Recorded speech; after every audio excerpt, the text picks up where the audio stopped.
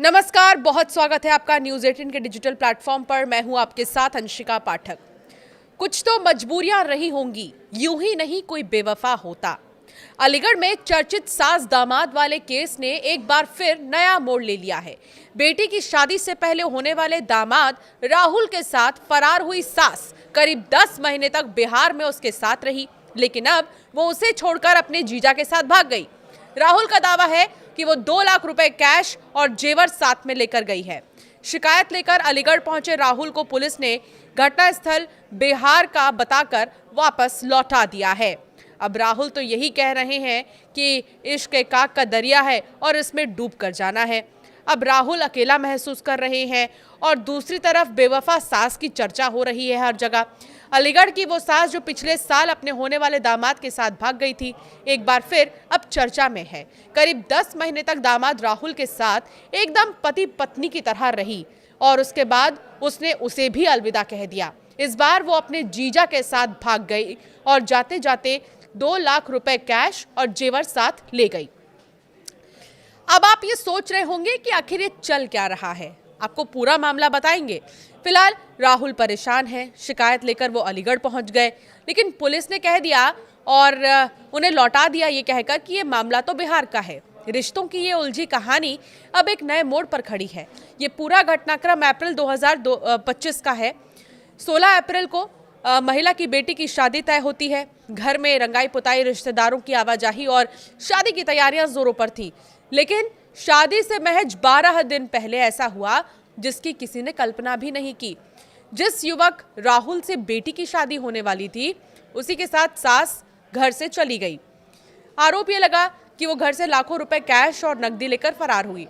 परिवार ने तब दावा ये किया था कि करीब 5 लाख रुपए के जेवर और 3.5 लाख रुपए कैश लेकर गायब हुई। बेटी ने मीडिया के सामने कहा कि मां घर में 10 रुपए भी नहीं छोड़कर गई।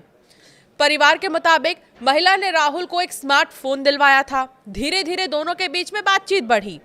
पहले शादी की तैयारियों के नाम पर बात होती थी, फिर घंटों घंटों फोन कॉल चलने लगे।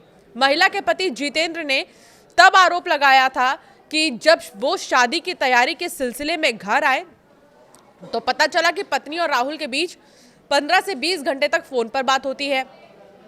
पहले उन्होंने इसे सामान्य माना, लेकिन बाद में शक गहराता गया। अब जब मामला सुर्खियों में आया और पुलिस सक्रिय हुई तो पता चला कि दोनों अलीगढ़ से कासगंज फिर बरेली होते हुए बिहार के मुजफ्फरपुर पहुंच गए। कुछ दिन वहीं पर रुके, यहां तक कि नेपाल बॉर्डर जाने की भी योजना बनाई। राहुल ने बाद में बताया था कि जब उन्होंने मोबाइल चलाया तो देखा कि दोनों की तस्वीरें सोशल मीडिया पर वायरल हो चुकी हैं। हर तरफ चर्चा थी। तब दोनों ने खुद लौटने का फैसला किया। मुजफ्फरपुर से बस पकड़े, उत्तर प्रदेश लौटे, अंततः थाना दादो पहुंचकर सरेंडर भी कर दिया।